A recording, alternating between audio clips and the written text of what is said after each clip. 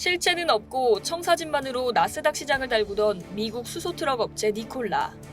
이 니콜라가 꿈꾸던 미래를 한국 기업 현대자동차가 현실로 만들었습니다. 현대차의 대형 수소 전기 트럭 엑시언트가 처음 수출길에 올라 6일 스위스로 향했는데요.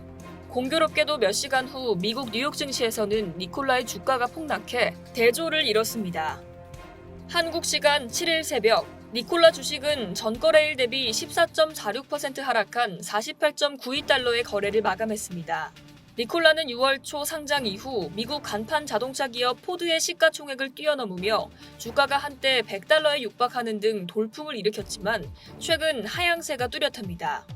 현대차의 수소트럭 수출 소식이 직접적으로 니콜라 주가에 얼만큼의 영향을 끼쳤는지 아직까지 월가의 분석이 나오고 있진 않지만 업계와 투자자들이 세계 최초로 대형 수소트럭 양산체제를 갖추고 수출까지 시동을 건 현대차의 행보를 예의주시하고 있는 것만은 사실입니다.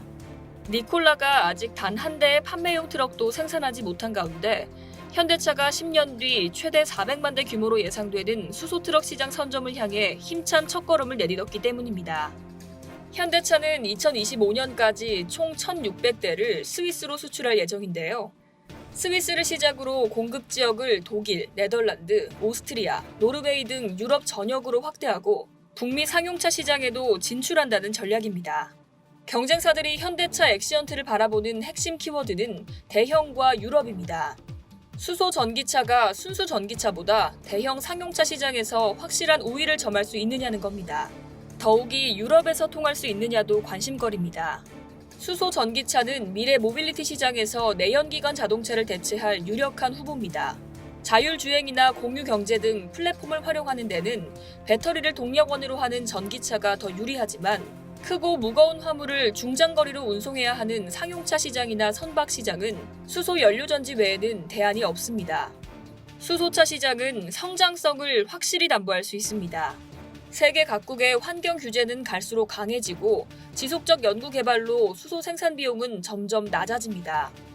시장조사기관 마켓앤마켓은 유럽 수소차 시장이 지난해 419대에서 2028년 22만 3,772대로 확대될 것으로 내다봤습니다.